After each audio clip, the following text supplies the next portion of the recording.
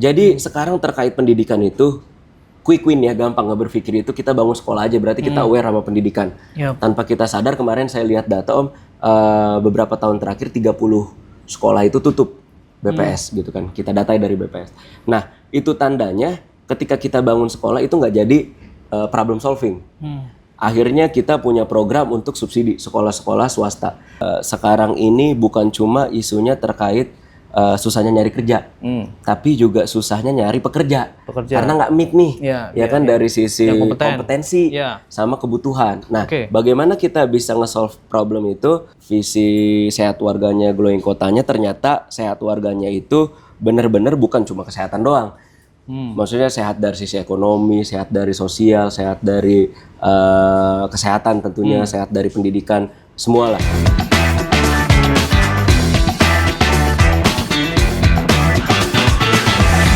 Bogorians, kita Indonesia dan juga dunia menghadapi tantangan ekonomi. Tahun depan 2025 banyak ancaman-ancaman yang bisa mengancam roda perekonomian kita, dan perlu banyak strategi-strategi untuk bisa selamat atau bahkan bisa bangkit dari ancaman-ancaman tersebut. Dan di momen-momen seperti ini, kalangan muda, pebisnis muda, entrepreneur, mereka punya peran penting untuk bagaimana bisa menggenjot dan mengantisipasi berbagai ancaman itu. Nah, ini menarik. Hari ini studio Radar Bogor kedatangan tamu seorang entrepreneur muda. Usianya masih 20 something lah, masih 20-an. Dan cukup sukses di bidangnya. Nanti kita bicara, kita gali siapa dia. Isya Yusril Yahya. Betul ya namanya Isya ya? Benar Om. Assalamualaikum. Waalaikumsalam. Sejahtera. Siap. Sehat. Sehat ya? Alhamdulillah sehat Om. Alhamdulillah. Sehat, Om, ya. Mantap. Iya. Isya, kita pengen gali dulu, pengen kenalan dulu sama Isya. Isya ini siapa dan latar belakangnya seperti apa gitu. Isya orang Bogor kan ya? Iya, orang Bogor, asli Om. Di mana tinggalnya? Tinggal di Bukit Cimanggu City. Oh, Bukit Tanah Cimanggu. Sareal, Oh, iya. Cimanggu lah, deket lah sama Radar Bogor, deket. Dan Isya ini pengusaha muda. Sejak kapan sebetulnya Isya memulai usaha ini? Ya, jadi untuk mulai usaha tuh sebenarnya dari mulai sekolah Om. Sekolah? Iya, mulai dari sekolah. Tapi memang yang serius, maksudnya menjadi sebuah perusahaan itu mungkin di 2020-2019. Oke. Gitu. Basic sebelum backgroundnya sebelum bisnis real itu di pasar modal dulu. Jadi mengawali karir sebagai stockbroker di 2018. Setelah itu juga cukup aktif sebagai investor pribadi di pasar modal, invest di perusahaan-perusahaan publik. Setelah capital gain yang didapat, dividen yang didapat, didiversifikasi ke bisnis real juga. Selain yang di publik, selain yang di bursa. Seperti itu. Oke, bisnis fisik begitu ya. Iya. Tapi sebentar, usia berapa? Saat ini usia 27. 27. Tuh kan bener kan, masih muda banget ya. Usia 27, dan tadi berarti ketika memulai usaha 2018. 2018. Itu usia berapa? 2000. Itu berarti usia Baru lulus SMA ya? Lulus SMA kebetulan 2015. 2015. Jadi 3 tahun setelah lulus SMA. Oke. Gitu. Mungkin usia sekitar around 20, 21 kayak gitu. Oke. Tapi saya mau nanya dulu, biasanya nih kalau anak muda yang punya begitu banyak usaha, biasanya ada privilege dari orang tua. Nah, lu gimana? Jadi privilege pasti ada. Tapi buat saya privilege yang paling penting adalah saya punya orang tua tuh yang selalu support, selalu mendengarkan, selalu bisa bertukar pikiran. Apapun temanya, apapun tema pembicaraannya.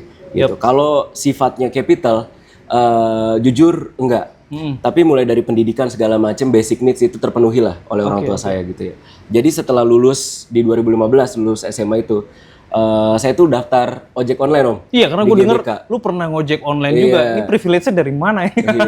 Iya, Gimana ceritain Jadi dong. 2015 lulus SMA gitu. Karena mungkin kepatah hatian juga tidak dapat universitas yang diinginkan gitu kan negeri. Akhirnya saya berpikir bagaimana saya menambah value dari diri saya, melakukan hal yang tidak dilakukan oleh orang lain pada saat itu. Yang memungkinkan adalah waktu itu untuk daftar ojek online tuh cuma pakai akte pun bisa. Motor kan, naik motor. Iya, motor.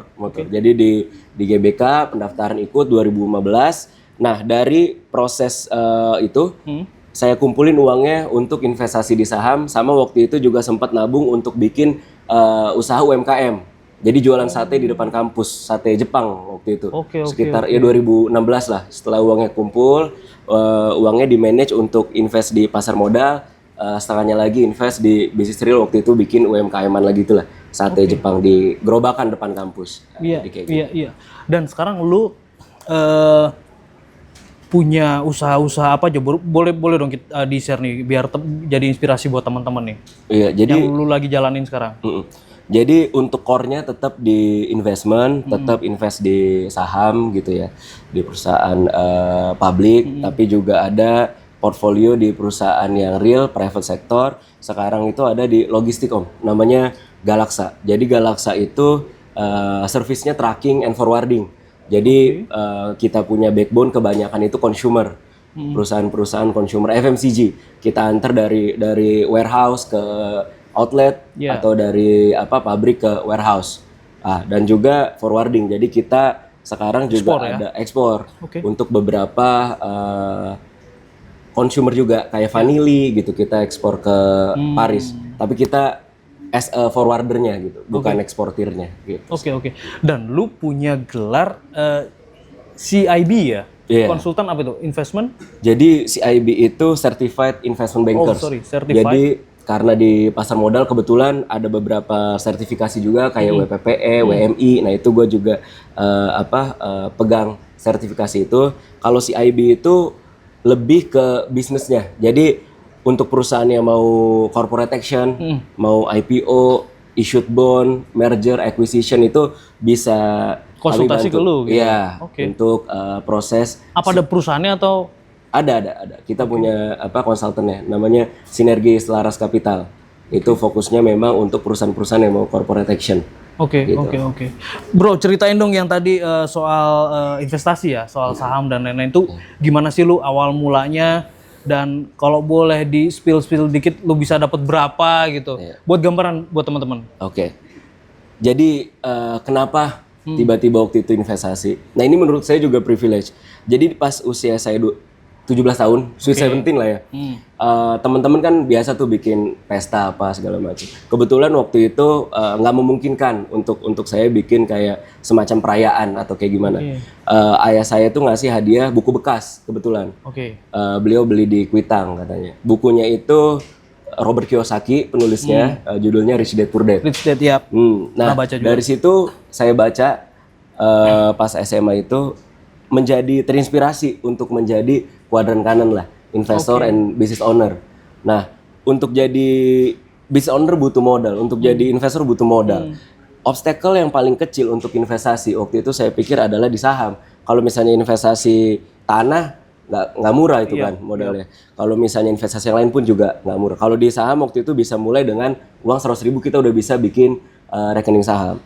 Nah, jadi waktu itu perspektif awalnya itu membuat behavior sama menahan gaya hidup. Jadi daripada kita spending hal konsumtif di split untuk investment gitu di saham.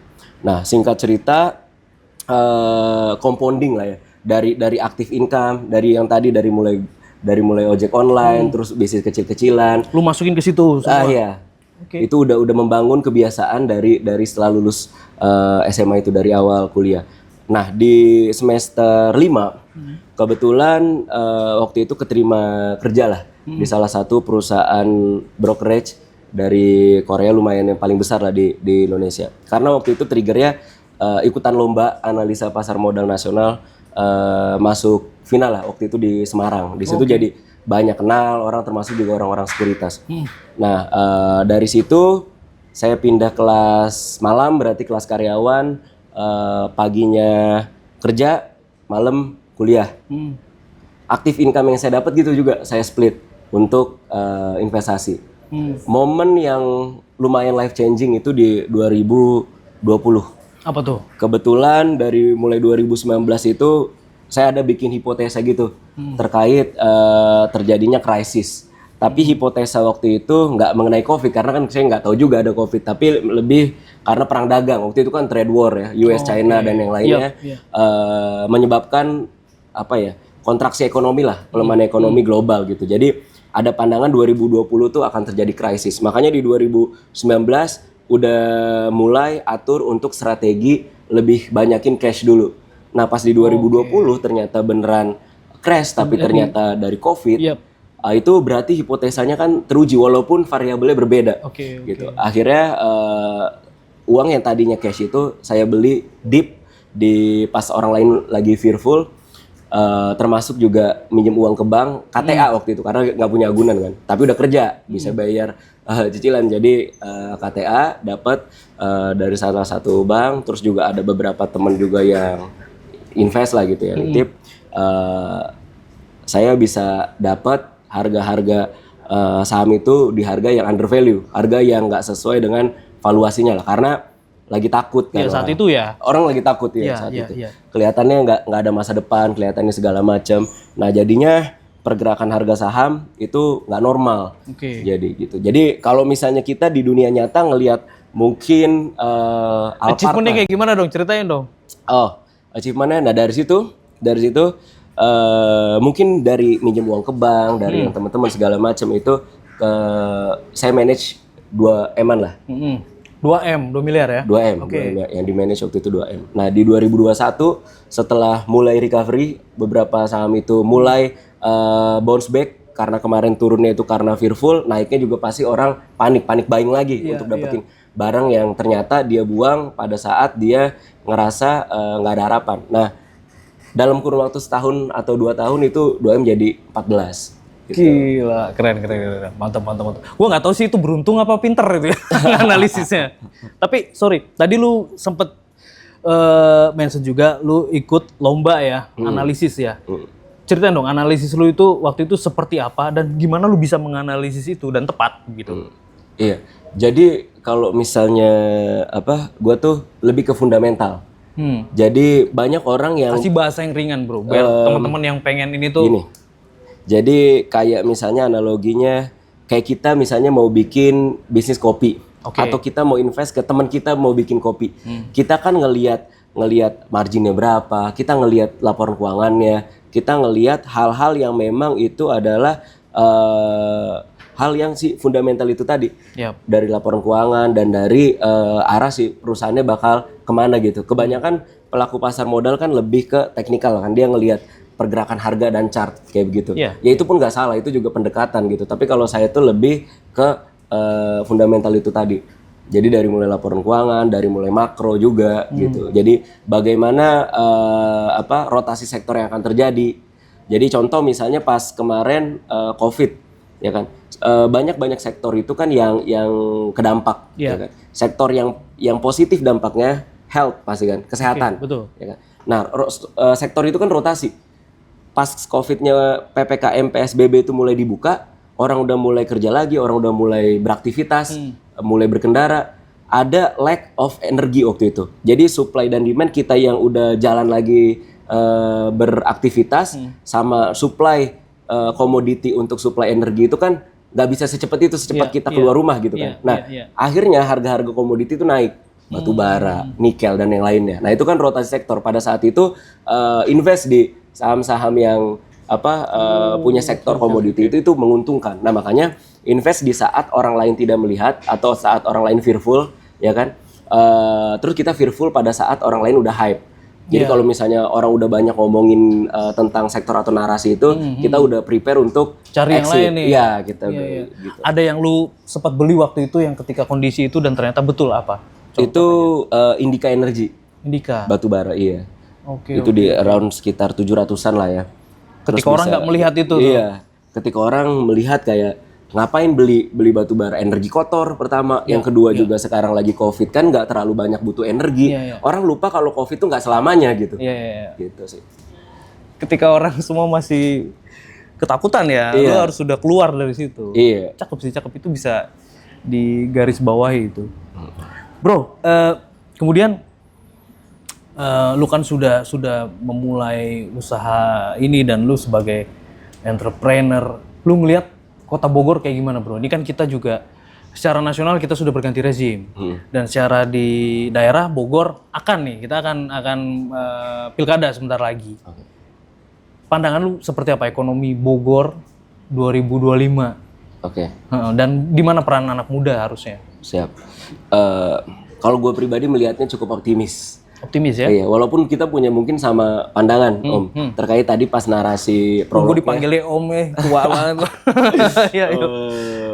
2025 banyak isu-isu terkait perlambatan ekonomi dan resesi. Betul. Yang tadi Om prolog gitu kan. Ada kesepahaman di sana. Tapi tetap optimis. Satu, Bogor itu menang di geografis, kita dekat sama kota metropolitan lah, pusat ekonomi kita dekat gitu.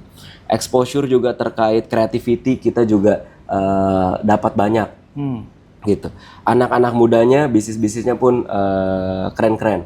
Terus yang tadi dimention pergantian pemerintahan ini juga cukup optimis dari sisi sudut pandang pengusaha-pengusaha. Karena dari awal ini kelihatan banyak stimulus, insentif yang akan diberikan oleh Presiden Prabowo. Itu akan membuat ekonomi jadi lebih bergairah. Liquidity di pasar juga akan semakin besar gitu. Mungkin di 2025, 2026 dan Indonesia sendiri backbone itu kan komoditi ya. Kita kaya akan sumber daya alam. Ketika program hilirisasi ini berjalan sesuai rencana dan on track, ini akan membuat kita pertumbuhan ekonominya naik. Itu multiplier efeknya ya ke sektor-sektor yang lain pastinya liquidity itu. Nah, terkait peran anak muda sangat penting. Anak muda bisa dengan berbagai angle yang misalnya punya background pengusaha bisa membuka lapangan pekerjaan. Untuk yang lain yang kalau misalnya backgroundnya profesional bisa ikut untuk pertumbuhan produktivitas yang lebih baik gitu. Yang backgroundnya pendidikan bisa memberikan kontribusi dari sisi pemikiran-pemikiran, gagasan-gagasan, dan yang kreatif juga bakal bisa membuat corak atau membuat inovasi-inovasi baru. Nah, di Kota Bogor sendiri kan kita sektor yang paling jadi backbone-nya itu hospitality ya, Om. Hospitality, ya kan? Jasa, wisata, betul. Betul. Nah, itu juga salah satu sektor yang tahan. Iya, sepakat. Tahan untuk kondisi-kondisi yang nggak menentu lah. Jadi untuk iklim di Kota Bogor sendiri, kalau saya pribadi sih saya optimis lah. Dan saya punya teman-teman yang emang bisnisnya kayak F&B gitu ya, atau yang kreatif itu juga pertumbuhannya luar biasa, hebat-hebat lah. Lu ngeliat gimana kalau F&B gitu di Bogor masih oke, optimis ke depan, atau karena sudah semakin menjamur ini ancaman juga buat apalah buat baru kayak gitu? Jadi sama dengan bisnis yang lain, mungkin kalau F&B itu entry barrier-nya kecil ya, Om ya. Kita punya modal nyewa tempat segala macam jadi. Tapi pengusaha-pengusaha yang fokus di fundamental, maksudnya fokus di konten, di rasanya. Kan kalau misalnya F&B berarti kan kontennya rasa kan. Rasanya oke, harganya masuk gitu kan. Semuanya worth it lah. Pengusaha-pengusaha yang bisa berinovasi yang gitu itu yang akan bertahan tentunya gitu. Banyak pengusaha yang baru yang bikin segala macam kayak gitu. Itu juga salah satu penanda bahwa mungkin demand-nya besar, market share-nya untuk si F&B ini besar. Masih ada lah. Iya, karena yang itu tadi kita Kota Bogor dekat sama Jakarta jadi salah satu tujuan juga untuk rekreasi. Jadi F&B itu punya market share yang besar. Nah, tinggal angle-nya bagaimana kita bisa menjadi pengusaha F&B yang selalu adaptif melihat kondisi ke depan, gitu sih. Oke. Kalau ngelihat perilaku anak-anak muda Bogor nih, yang gue sepakat sama yang lu bilang tadi bahwa anak-anak muda Bogor ini kita punya SDM yang bagus, banyak dan kreatif gitu ya. Apa kira-kira bisnis yang menarik di tahun depan tuh? Untuk Kota Bogor ya, spesifiknya. Tetap sih kalau misalnya angle kita Kota Bogor sebagai kota hospitality ini masih seperti itu brandingnya ya, kita berarti bisnis yang paling oke itu ya yang terkait sama hospitality atau bisnis yang penyangganya juga gitu. Oke. Misalnya ada yang bisnis F&B, Iya. ada yang bisnis supplier kopinya Suppliernya, misalnya. betul. Di, Sepakat. di supply chain itulah, dan juga kreatif gitu. Saya punya kenalan teman gitu di Kota Bogor juga, teman nongkrong lah, dia bisnis juga. Dia bisnis kreatif, jadi bikin kayak photo box gitu Om. Itu juga bagus banget. Itu. Oke sekali. Saya lihat growth-nya itu luar biasa sih. Oke. Gitu. Bro, lu kan ada punya bisnis properti juga ya di Malang ya? Iya, ada di Malang, di cluster. Nah, kalau untuk Bogor gimana menurut lu? Atau secara nasional gitu properti nanti bagus nggak? Secara nasional untuk beberapa tahun ke depan kita akan dapat banyak stimulus dari pemerintahan yang kita baru. ada menterinya aja dipecah nih antara perumahan dan ini ya Pekerjaan umum ya. Iya, pekerjaan umum. Iya, jadi sektor properti juga salah satu sektor yang mungkin akan sunrise di beberapa tahun ke depan karena optimisnya pemerintah Presiden Prabowo ini banyak yang aware terhadap properti, kayak misalnya insentif pajak yang sekarang udah ada lah publikasinya di media, akan ada diskon pajak, ya kan, insentif pajak.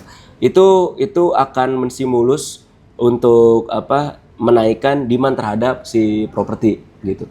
Terus kerikanan KPR, katanya sekarang KPR bisa 30 sama ini tahun. penghapusan hutang, Penghapusan UMKM hutang. sama nelayan. Setuju. Lu ngeliatnya gimana nih? Berarti optimis kita nih ya? Optimis Om. Jadi itu ternyata kalau misalnya lihat datanya itu utang-utang lama banget. Dan itu pun mungkin ya perbankan udah ada pencadangan juga terhadap debt tersebut.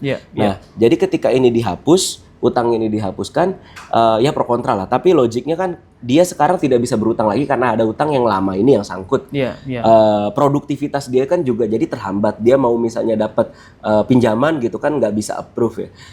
Dengan penghapusan ini para petani itu, para nelayan itu mungkin bisa menaikkan produktivitas, bisa melakukan pinjaman lagi ke bank. Perbankannya sendiri pun akan mendapat insentif kan dari situ, dari bunga yang akan dibayarkan. Toh yang selama ini gagal bayar lah, anggap seperti itu. Kan sudah ada dijamin kan? Udah lama sekali itu. Iya. Dan dijamin kan simpanan oleh LPS. LPS ya. Iya, untuk simpanan. Pinjaman simpanan, betul. Nah bro, bicara political will, kebijakan pemerintah ya. Kan kita tadi sudah main sedikit-sedikit tuh, ada penghapusan ini, penghapusan itu.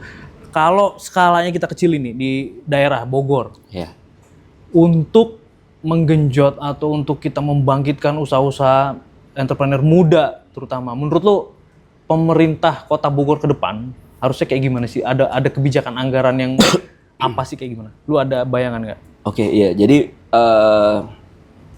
pemangku kebijakan yang akan membuat kebijakan publik itu pasti sangat berpengaruh lah untuk sampai ke lini kita di dunia usaha. Program-program dari government, dari pemangku kebijakan itu pasti akan mempengaruhi. Tanpa kita sadari, kita ngerasa kita nggak ada pengaruhnya nih dari pemangku kebijakan, padahal sangat berpengaruh. Kebetulan Om saya juga sekarang adalah tim sukses salah satu paslon. Oke. Iya. Dr. Ayendra dan Eka Maulana, kebetulan saya di tim pemenangan bidang dunia usaha dan UMKM. Nah, program-program yang memang pro sama dunia usaha itu kita lebih kita tekankan. Contoh misalnya kayak Bank Bogor, itu nanti akan kita shifting jadi bank ekonomi kreatif. Yang tadi kita bahas terkait potensi peluang dunia usaha, pasti kan kaitan berikutnya kalau mau ekspansi modal ya Om ya. Nah, bagaimana kita bisa menstimulus atau memberikan pinjaman yang lunak. Itu bisa macam-macam. Bisa kita kemarin berpikir untuk kasih grace period, yang dimana pada awal kita minjem kita nggak langsung membayar cicilan dan bunga. 6 bulan kita kasih grace period misalnya. Terus juga bisa juga agunan. Kan sekarang orang juga kalau minjem pusing soal agunan. Nah, bagaimana agunan itu kita lock dari sisi inventory gitu, persediaan. Jadi misalnya Om punya bisnis kopi, terus misalnya butuh buat ekspansi, butuh uang buat ekspansi untuk beli bahan yang lebih banyak, misalnya seperti itu kan. Nah, pinjaman itu melekat pada persediaan yang udah ada atau yang akan terjadi. Dan itu kan bisa di tracknya. Yang penting kita cuma butuh teknis itu cash flow, neraca, tercatat P&L. berapa dan lain-lain ya, sesuai nilai begitu ya. Iya, betul. Menarik. Nah, lalu juga gini, ada juga program-program yang kelihatannya itu nggak berpengaruh pada ekonomi dan dunia usaha, padahal sangat berpengaruh. Contoh kayak misalnya subsidi sekolah swasta. Jadi sekarang terkait pendidikan itu quick win ya, gampang nggak berpikir itu kita bangun sekolah aja, berarti kita aware sama pendidikan. Tanpa kita sadar, kemarin saya lihat data beberapa tahun terakhir 30 sekolah itu tutup BPS gitu kan, kita datai dari BPS. Nah itu tandanya ketika kita bangun sekolah itu nggak jadi problem solving. Akhirnya kita punya program untuk subsidi sekolah-sekolah swasta. Kan isunya itu pasti atau datangnya latar belakang kita mau sekolah di mana kan pasti kan kualitas ya Om ya. Ketika kualitasnya kita tambahkan ya kan, kualitas gurunya, kualitas fasilitas di sekolahnya, dan yang sekolah itu bisa disubsidi terkait SPP-nya, itu kan pasti akan lebih solving dari sisi pendidikan. Nah, orang itu banyak maksain misalnya rumah di Tanah Sareal karena pengen sekolah yang bagus, jadi harus pergi ke kecamatan lain. Di situ kan ada cost ya Om ya. Ada jarak, otomatis ada uang yang keluar untuk transportasi. Ya kan, ketika misalnya kita punya di wilayah kita ada sekolah yang bagus gitu ya, selain negeri lah misalnya, kita nggak perlu jauh-jauh untuk ke sekolah yang lain. Akhirnya kita ada penghematan tuh. Penghematan, ada efektivitas dari sisi cost untuk transportasi sekolah. Nah, misalnya kalau misalnya sebelum program ini jadi butuh uang misalnya 10-15 ribu atau 20 ribu untuk ongkos, jadi hemat jadi cuma 5 ribu, berarti kan ada penghematan 15 ribu sampai 10 ribu. 15 sampai 10 ribu kan itu bisa jadi tambahan daya beli masyarakat. Jadi bisa belanja atau bisa saving gitu. Nah, perputaran ekonominya jadi lebih efektif. Jadi selain tadi programnya itu fokus ke pengusahanya, tapi kita juga menyiapkan daya belinya. Kalau misalnya kita kasih modalnya, usahanya kita stimulus, iklimnya bagus, tapi daya belinya nggak tinggi kan, nggak ada konsumennya juga. Jadi kita harus mikirnya komprehensif. Program ini sangat komprehensif, dari mulai dunia usahanya, dari mulai daya belinya, sampai tenaga kerjanya juga. Jadi program terkait vokasi yang adaptif dan sesuai kebutuhan gitu. Program-program yang memang dibutuhkan di market gitu. Mungkin sekarang bisa barista, bisa juga barber, sesuai kebutuhan aja ya. Sesuai kebutuhan market. Gitu. Bro, sorry, gue pengen ke tadi gue belum mau ke situ sih, tapi karena lu udah mention nggak apa-apa. Tadi lu mention subsidi sekolah swasta. Ini siapa yang subsidi ke siapa? Subsidi ke dari sekolah swasta begitu? Bukan, dari government, subsidi sekolahnya dan subsidi siswanya untuk SPP-nya. Ini untuk swasta ya? Swasta. Karena gini Om, kita mungkin nggak ngomongin swasta yang memang target marketnya itu kelas A gitu ya. Sekolah negeri ada berapa sih? Nah, ketika kita nggak dapat negeri kan kita harus swasta. Nah, persoalannya kan sekarang swasta ini kan punya disparity dari sisi timpang lah ya. Grade-nya timpang. Terus juga dari segi SPP juga lebih mahal dari negeri. Nah, kita bisa bayangin gimana kalau misalnya kita punya teman-teman yang di negeri nggak masuk, terus harus swasta, tapi bayar pun kan nggak murah gitu. Nah, itu kan kita harus berpikir menyelesaikan masalahnya di situ. Jadi kemampuan untuk membayar SPP-nya itu disubsidi, fasilitas, kualitas sekolahnya pun diperhatikan itu. Sehingga pendidikan merata lah. Tapi anggarannya ada nggak itu nanti? Ada, bangun sekolah ya bisa Om. Kan ini kita nggak bangun sekolah gitu kan. Oke. Jadi gua garis bawain kalau menurut lu bahwa kuantitas ternyata bukan solusi gitu ya, bukan solusi, bukan akhir lah, bukan inilah. Kenapa nggak kita balik kualitas begitu? Setuju. Itu betul. buat biar tidak ada lagi sekolah-sekolah favorit yang hanya di satu wilayah begitu ya. Oke, menarik. Bro, nah lu tadi sudah sebut bahwa lu adalah tim pemenangan Dr. Raendra Eka Maulana ya? Nah, lu kan dengan aktivitas lu yang sekarang banyak di usaha, gimana ngatur ya? Dan lu sejauh mana di tim Rahendra itu, lu membantu merumuskan kebijakan kah atau bagaimana? Ya, jadi yang tadi aku banyak setuju juga lah sama Om terkait kebijakan publik tuh kita udah omongin sangat berpengaruh untuk dunia usaha dan yang lainnya, yang duniaku juga lah dunia usaha gitu kan. Nah, itu salah satu motivasi untuk bisa terlibat. Jadi ingin berdampak juga lah untuk hal yang lebih luas gitu ke masyarakatan. Nah, terkait sejauh mana yang tadi aku udah mention, aku di tim pemenangan itu bidang dunia usaha. Dunia usaha.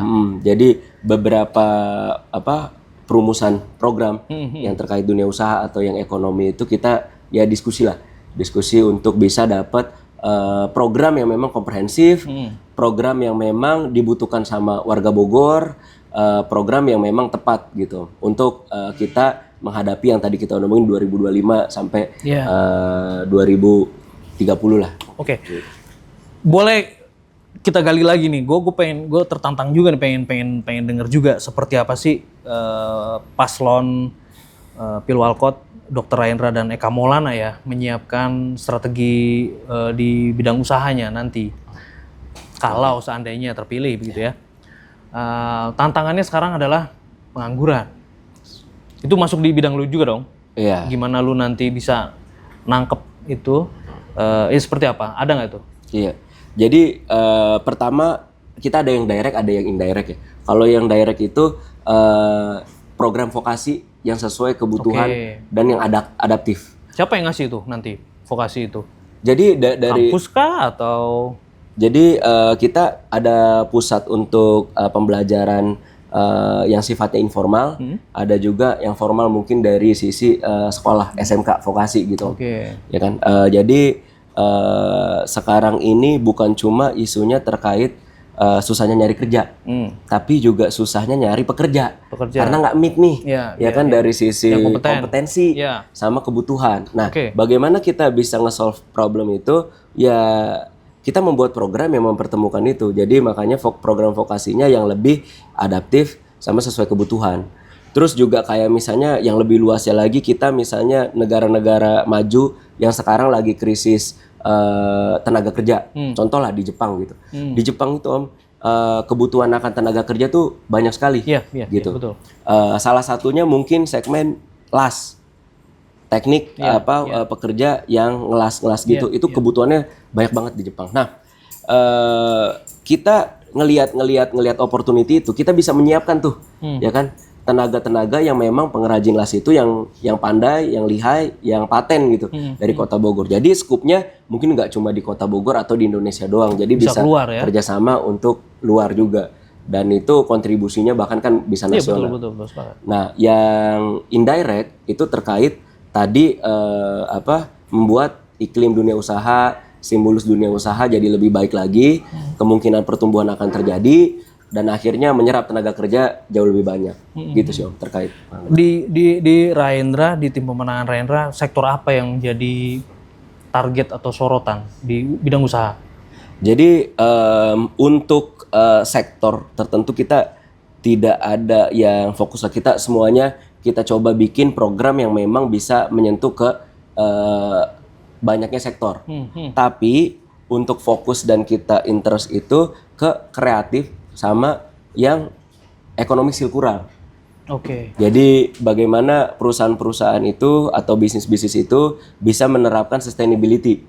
Jadi ya penggunaan produk yang bisa berkelanjutan lah gitu. Jadi misalnya kita bikin produk kopi, tapi nanti ujungnya ini si packagingnya bisa dipakai lagi untuk produk-produk yang lain gitu. Berubah fungsi. Jadinya untuk mengurangi limbah dan pengefektivitas suatu produk itu sampai lama dia punya titik akhirnya sebelum menjadi sampah gitu. Oke. Menarik bro, menarik. Tapi gue pengen nanya agak mundur dulu deh. Oke. Gue pengen mundur sedikit. Ide lu menarik nih. Di tim pemenangan Dr. Rahendra ini di bidang usaha, siapa aja timnya? Lu dengan ada beberapa orang pasti kan? Ada beberapa. Ada yang ini nggak, yang bisa lu mention nggak, misalkan orang-orang tokoh atau siapa begitu? Ada Payana namanya. Dari kalangan apa mereka? Itu dari kalangan aktivis. Aktivis. Iya, tapi juga banyak yang kita tim itu di luar dari fokus tim pemenangan yang dunia usaha juga banyak lah yang punya pandangan-pandangan terkait ide-ide atau gagasan-gagasan untuk di dunia usaha, ekonomi dan UMKM. Oke. Bro, di Pilwalkot Bogor, Pilkada Kota Bogor, ada 5 paslon. Kenapa lu milihnya Raendra? Oke. Pertama itu dari visi pastinya ini. Visi. Lu ngeliat visinya Raendra? Ya. Oke. Visi sehat warganya, glowing kotanya, ternyata sehat warganya itu benar-benar bukan cuma kesehatan doang. Maksudnya sehat dari sisi ekonomi, sehat dari sosial, sehat dari kesehatan tentunya, sehat dari pendidikan, semualah dibahas di situ. Nah, terus juga dari sisi background, ada kesamaan background. Dr. Raendra dan Eka Maulana sama-sama entrepreneur, ya kan? Yang dimana sama gitu, kita punya background. Saya melihat dari sisi pengelolaan gitu ya Om ya. Dua-duanya kan ini perusahaannya udah lebih dari 5 tahun. Gak gampang mempertahankan perusahaan untuk bisa lewat dari 5 tahun. Berarti keduanya menerapkan good corporate governance di perusahaannya, tata kelola yang baik di perusahaannya. Itu juga jadi salah satu variabel lah. Saya menetapkan hati di Dr. Raendra dan Eka Maulana. Tapi gua harus make sure dulu nih. Lu ada relate kerabat atau apa dengan Raendra? Nggak ada? Nggak ada. Nggak ada ya? Nggak ada. Oke. Nggak ada. Oke. Kemudian apa yang pengen lu sampaikan bro untuk anak-anak muda nih ya, yang pengen berkontribusi untuk Kota Bogor gitu loh, dan pengen ya mereka harus bisa berhasil kayak lu lah. Seperti apa bro, anak muda Kota Bogor? Kalau berhasil masih belajar juga loh Om lah. Iya, belajar bareng lah. Belajar bareng ya. Iya, jadi kalau misalnya friendly suggest lah ya untuk teman-teman, ya kita butuh peranan teman-teman muda untuk berbuat atau berdampak apapun bidangnya. Jadi kalau misalnya yang ngambil angle-nya entrepreneur itu fokus perluasan bisnisnya sehingga bisa menerima serapan lapangan pekerjaan, teman-teman yang profesional juga bisa fokus untuk bisa menambah produktivitas gitu kan. Terus harapannya teman-teman juga bisa aware ke sosial. Ya mungkin kalau misalnya dari sisi teman-teman yang entrepreneur, CSR-nya itu buat kemasyarakatan untuk melihat yang memang membutuhkan, atau dari sisi yang kreatif atau yang berdampak yang tadi yang ekonomi sirkular, misalnya kita bekerja sama bikin pusat-pusat pengelolaan atau pengolahan limbah dan sampah untuk si produknya itu bisa digunakan kembali sehingga tidak menjadi limbah. Intinya adalah dari apapun latar belakang dan angle-nya kita berbuat yang positif gitu. Tantangannya apa sih bro anak muda sekarang nih bicara millennials akhir dan Gen Z gitu loh. Sorry ya, banyak omongan gitu ya, banyak yang bilang bahwa Gen Z terutama gue nggak mendiskreditkan Gen Z sih, tapi beda-beda inilah dengan kurang tahan banting kayak gitu-gitulah, ada bahasa-bahasa kayak gitu. Tapi kalau gue ngeliat lu Gen Z dong ya, Gen Z dong, milenial atau akhir. milenial akhir ya. 97. Tantangannya apa sih bro buat anak-anak muda? Mungkin tantangannya itu ada di informasi Om. Informasi. Paradoks informasi. Jadi kalau misalnya dulu mungkin kayak Om untuk mendapatkan informasi itu sangat terverifikasi, sumbernya bisa dari buku, dari berita dan yang lainnya. Dulu nggak ada media sosial. Kalau saat ini tuh informasi bisa dari mana aja, gitu kan, saluran informasi. Orang bisa ngomong apa aja, dan sulit untuk verifikasi mana yang benar, mana yang salah, mana yang abu-abu gitu. Betul, disrupsi ya. Disrupsi. Iya. Jadi atau lu ngelihat itu artinya apa? Butuh satu wadah gitu ya, satu ruang untuk itu penyampaian informasi untuk anak-anak muda yang katakan mau memulai usaha begitu. Katakanlah organisasi usaha kepemudaan gitu kan banyak. Nah mungkin itu yang bisa lewat jalur-jalur itu ya. Iya. Salah satunya Radar Bogor bikin podcast ini Om, ini udah salah satu movement yang baik. Ketika informasi di luar yang negatif itu banyak, kita kan nggak bisa bilang itu negatif. Kita bisanya ngasih hal yang positifnya, termasuk podcast Radar Bogor ini harus diapresiasi, keren sekali lah. Memberikan informasi akurat, terverifikasi, dan memang bawa dampak yang positif gitu. Sehingga pilihan untuk kan semuanya algoritma ya, tapi kalau lebih banyak yang positifnya, lebih banyak yang ngajarin edukasi dan fokus ke fundamental, bukan cuma fokus di result, di hasil. Orang jadi mikirnya shortcut aja, misalnya pengen sukses yang cepet-cepet aja gitu. Kalau misalnya banyak konten-konten yang positif kayak gini, setidaknya pilihan atau mereka itu pasti akan jadi lebih banyak sumber lah gitu. Iya. Gue bahkan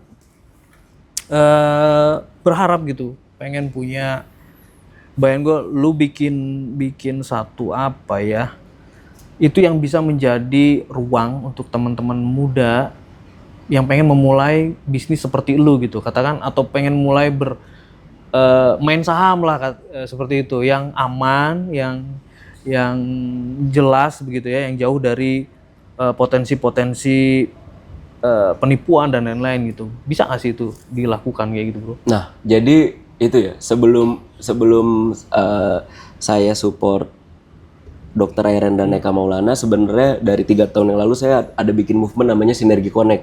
Apa tuh? Sinergi Connect itu jadi saya, teman-teman, kumpulan teman-teman yang memang latar belakangnya pertama entrepreneur, tapi sekarang jauh lebih luas. Maksudnya orang yang memang baru maupun atau apa segala macam bisa ikutan. Itu saya bikin sih setahun sekali.